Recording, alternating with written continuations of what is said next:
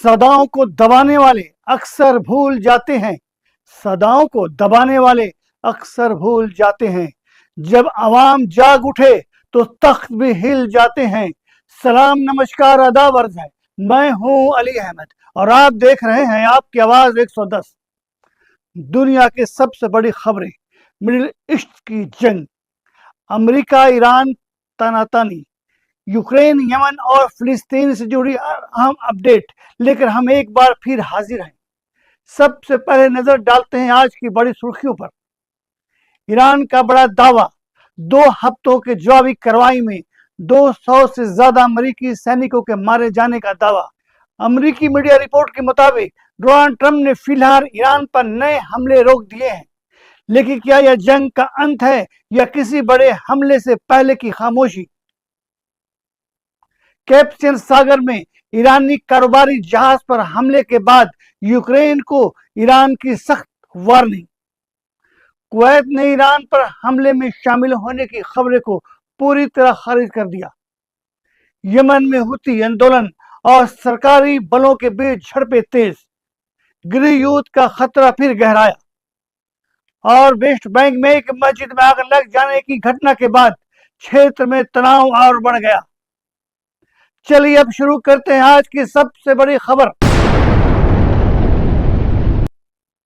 दोस्तों, ईरान ने एक ऐसा दावा किया है जिससे पूरी दुनिया का ध्यान अपनी ओर खींच लिया है। ईरान की सरकारी समाचार एजेंसी के हवाले से यह दावा किया गया है कि पिछले 2 हफ्तों के दौरान अमेरिका के खिलाफ चलाए गए फौजी कार्रवाई में 200 से अधिक अमेरिकी सैनिक मारे गए, जबकि घायल सैनिकों की संख्या इससे कहीं ज्यादा बताई जाती है। यह दावा ईरान की सरकारी एजेंसियों के हवाले से सामने आया है और इस ईरानी फौजी अफसरों से जोड़कर पेश किया गया। हालांकि अब तक इस दावे की किसी आजाद अंतर्राष्ट्रीय या अमेरिकी सरकारी जरिए से तस्दीक नहीं हो सकी है। रिपोर्ट के मुताबिक ईरान का कहना है कि उसने अमेरिका के कई फौजी ठिकानों को निशाना बनाया और कई ठिकानों पर भारी नुकसान पहुंचाया।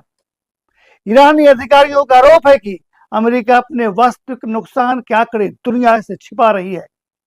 उनका कहना है कि अगर अमेरिका का दावा सही है कि उसे बड़ा नुकसान नहीं हुआ है, तो वह अंतर्राष्ट्रीय मीडिया को उन फौजी ठिकानों का दौरा करने की अनुमति दे। लेकिन यहाँ एक खास बात समझना भी जरूरी है। दुनिया का कोई भी मुल्क, कोई भी देश अपने अहम फौजी अड्डों पर विदेशी मीडिया को आसानी से जाने का इजाजत नहीं देता। इसलिए असली नुकसान कितना हुआ ये पता लगाना आसान नहीं होता। यही वजह है कि इस समय दोनों पक्ष अपने अपने दावे कर रहे हैं, लेकिन सच्चाई का पूरा नक्शा अभी भी सामने नहीं आया है। अब सबसे बड़ा सवाल यही है, क्या ये दावा केवल मनोवैज्ञानिक दबाव बनाने की कोशिश है या वाकई अमेरिका को इतना बड़ा नुकसान हुआ है? इस सवाल का जवाब आने वाले दिनों में सामने आने वाली रिपोर्टों और सैटेलाइट तस्वीरों से कुछ हद तक साफ हो सकती है। लेकिन कहानी यही खत्म नहीं होती। अमेरिकी मीडिया की ताजा रिपोर्ट में दावा किया जा रहा है कि डोनाल्ड ट्रंप ने फिलहाल ईरान पर नए हमलों को रोकने का फैसला किया है। क्या यह ईरान की रणनीतिक कामयाबी है या किसी और बड़े फौजी अभियान की तैयारी? इसी बड़े खुलासे के साथ जारी रहेगा हमारा अगला बुलेटिन।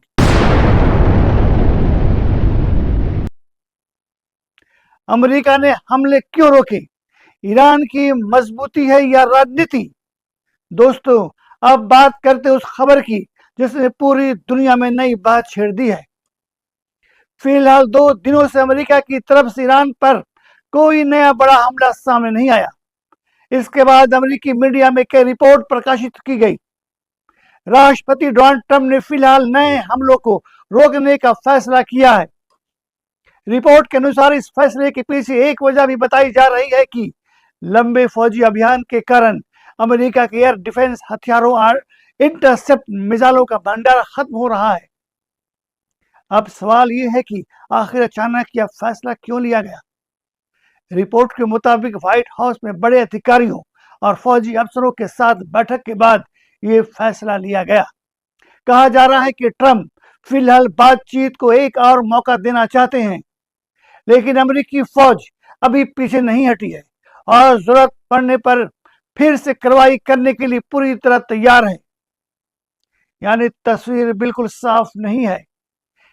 एक राय यह है कि ईरान की लगातार जवाबी कार्रवाई और मिसाइल हमलों ने अमेरिका पर रणनीतिक दबाव बनाया। दूसरी राय यह है कि यह सिर्फ एक अस्थायी विराम यानी पॉज है, ताकि अमेरिका अपनी फौजी तैयारों की समीक्षा कर सके और आगे की रणनीति तय कर सके। दोस्तों, जंग के मैदान में कभी कभी खामोशी भी एक रणनीति होती है, इसलिए सिर्फ 2 दिनों तक हमला न होने से यह निष्कर्ष निकाल लेना कि जंग खत्म हो गई है अभी जल्दबाजी होगी। इसी बीच इजरायली मीडिया की रिपोर्ट में दावा किया जा रहा है कि इजरायल आगे की संभावित कार्रवाई के लिए भी तैयार था, लेकिन आखिरी समय पर अमेरिका ने नए हमलों को मंजूरी नहीं दी। वहीं कुछ इजरायली अधिकारियों का मानना है कि यह सिर्फ एक छोटा सा विराम है और आगे हालात फिर बदल सकते हैं। रिपोर्ट के अनुसार हाल के हफ्तों में अमेरिका ने मिडिल ईस्ट में अतिरिक्त लड़ाकू विमान, एयर डिफेंस सिस्टम, ईंधन भरने वाला विमान और अन्य फौजी संसाधन भी तैनात किए हैं।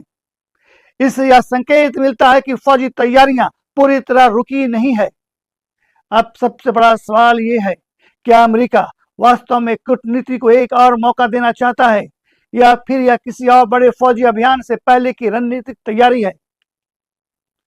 दोस्तों, अब रुख करते हैं एक और बड़ी खबर की तरफ, जहां यूक्रेन और ईरान के बीच तनाव अचानक बढ़ता हुआ दिखाई दे रहा है। ईरान के विदेश मंत्रालय ने कैस्पियन सागर में एक ईरानी कारोबारी जहाज पर हुए हमले की कड़ी निंदा की। तेहरान का कहना है कि इस हमले में जहाज पर मौजूद एक क्रू सदस्य की मौत हो गई, जबकि एक अन्य घायल हुआ। ईरान ने इस घटना को दुश्मनी की खुली कार्रवाई बताया और यूक्रेन के राजनयिक को तलब कर अपना विरोध भी दर्ज कराया। ईरानी अधिकारियों का दावा है कि यूक्रेन ने जिन जहाजों को निशाना बनाया वो एक ईरानी कारोबारी जहाज था। दूसरी तरफ यूक्रेन का कहना है कि उसके निशाने पर वे जहाज थे जिनका इस्तेमाल रूस से जुड़े फौजी सामान की आवाजाही में किया जा रहा था। दोस्तों, याद होगा कि पिछले शो में हमने आपको यूक्रेनी राष्ट्रपति ज़ेलेंस्की के उस बयान के बारे में बताया था जिसमें उन्होंने कैस्पियन सागर में कुछ जहाजों पर कार्रवाई का दावा किया था। अब इस घटना के बाद ईरान ने खुलकर यूक्रेन को वार्निंग दी है। यानी अब यह मामला सिर्फ रूस यूक्रेन युद्ध तक सीमित नहीं रह गया है, बल्कि इसके असर मिडिल ईस्ट की मौजूद तनातनी पर भी दिखाई देने लगी है।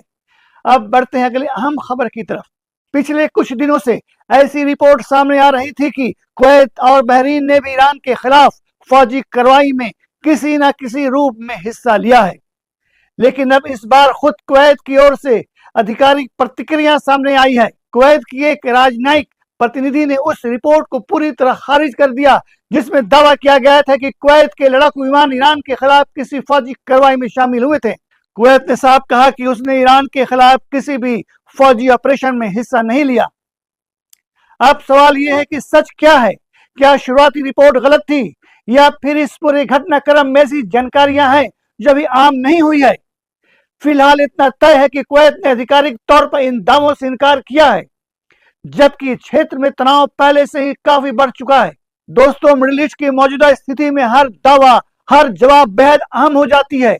इसलिए जरूरी है कि किसी भी खबर को अंतिम सच मानने से पहले उसके कई स्रोतों और आधिकारिक पुष्टि का इंतजार किया जाए।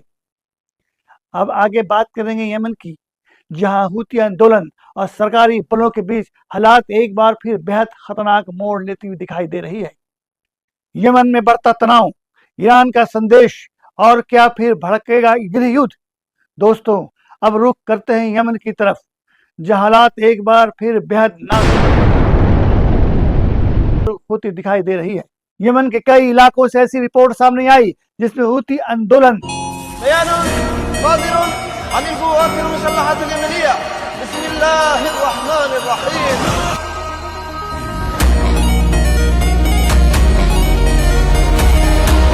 अंसारुल्लाह और यमन सरकार समर्थक बलों के बीच भीषण झड़पें और हवाई हमलों की बात कही गई है। कई इलाकों में भारी हथियारों के इस्तेमाल और लगातार संघर्ष की खबरें भी सामने आई है।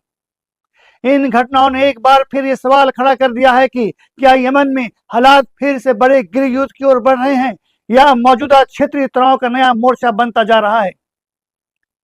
फिलहाल इतना साफ है कि यमन की जमीन पर तनाव लगातार बढ़ रहा है और आम नागरिक सबसे ज्यादा इसकी कीमत चुका रहे हैं। इसी बीच ईरान की तरफ से भी एक अहम बयान सामने आया है। ईरान के विदेश मंत्रालय के प्रवक्ता इस्माइल बकाई ने कहा है कि यमन के संकट का समाधान फौजी कार्रवाई नहीं बल्कि बातचीत और राजनीतिक प्रक्रिया से निकालना चाहिए। उन्होंने सभी पक्षों से तनाव कम करने और संघर्ष को और न बढ़ाने की अपील की। यानी एक तरफ जमीन पर गोलियां चल रही हैं, मिसाइलें दागी जा रही हैं और दूसरी तरफ बातचीत की अपील भी की जा रही है। सबसे बड़ा सवाल यह है, क्या बातचीत की अपील असर दिखाएगा या फिर जवाबी हमलों का सिलसिला और तेज होगा। फिलहाल जमीनी हालात देखकर ऐसा लगता है कि संघर्ष अभी थमने वाला नहीं है और आने वाले दिनों में यह क्षेत्र और भी संवेदनशील हो सकता है। दोस्तों, अब बात करते हैं फिलिस्तीन की, जहां वेस्ट बैंक से आई तस्वीरों ने पूरी दुनिया का ध्यान अपनी ओर खींच लिया है। सामने आई रिपोर्टों के मुताबिक नबलुस के आसपास कई फिलिस्तीनी इलाकों में हिंसा भड़क गई। इस दौरान कुछ इजरायली सेटलर्स पर 2 मस्जिदों में आग लगाने और कई इमारतों को तोड़ फोड़ करने के आरोप लगे हैं। इस घटना के अंतर्राष्ट्रीय स्तर पर भी चर्चा हो रही है। स्थानीय लोगों का कहना है कि धार्मिक स्थलों को निशाना बनाए जाने से इलाके में डर और तनाव का माहौल और गहरा हो गया है। वहीं इजरायली सुरक्षा एजेंसियों ने घटना की जांच शुरू करने की बात कही है। गाजा के बाद अब वेस्ट बैंक में भी हालात लगातार तनावपूर्ण बने हुए हैं। ऐसे में सबसे बड़ा सवाल यह है कि क्या यह सिलसिला यहीं रुकेगा या आने वाले दिनों में हालात और बिगड़ेंगे। इधर हाल ही में वेस्ट बैंक में हुई एक हिंसक घटना में 2 इजरायली सैनिकों और 4 फिलिस्तीनियों की मौत के बाद इजरायल ने सुरक्षा कार्रवाई तेज करने का ऐलान किया है। रिपोर्ट के अनुसार जिन लोगों पर हमले में शामिल होने का आरोप है, उनके घरों को बुलडोजर से गिराया जा रहा है। साथ इजरायल के वित्त मंत्री वेजिलेस स्मोट्रिच ने वेस्ट बैंक के नई बस्तियों के विस्तार की दिशा में आगे बढ़ने की बात कही है। बस्तियों का विस्तार लंबे समय से अंतर्राष्ट्रीय विवाद का विषय बन रहा है और अधिकांश देश इन्हें अंतर्राष्ट्रीय कानून के तहत अवैध मानते हैं, जबकि इजरायल इस पर अलग रुख रखता है। अब सबसे बड़ा सवाल ये है, क्या इन कदमों से क्षेत्र में शांति की संभावना और दूर चली जाएगी या फिर आने वाले दिनों में कोई ऐसा राजनीतिक रास्ता निकलेगा जिससे यह तनाव कम हो सके। इन सवालों के जवाब आने वाला वक्त देगा, लेकिन फिलहाल इतना तय है कि मिडिल ईस्ट का यह संकट अभी खत्म होता नजर नहीं आ रहा है। फिलहाल आज का इस बुलेटिन में बस इतना ही। ताकत का गरूर अक्सर वक्त के साथ ढह जाता है, बाकी वही रहता है जो इंसाफ के साथ खड़ा नजर आता है। हम किसी दावे को आखिरी सच नहीं कहते, हमारा फर्ज है हर पहलू आपके सामने रखना। फैसला आपका होगा। मैं हूं अली अहमद और आप देख रहे थे आपकी आवाज 110। खुदा हाफिज, नमस्कार। अगर आपको हमारी रिपोर्ट पसंद आई हो तो वीडियो को लाइक कीजिए, अपने दोस्तों के साथ शेयर कीजिए और चैनल आपकी आवाज 110 को सब्सक्राइब करना बिल्कुल मत भूलिए। अपना और अपने परिवार का ख्याल रखिए। खुदा हाफिज, नमस्कार।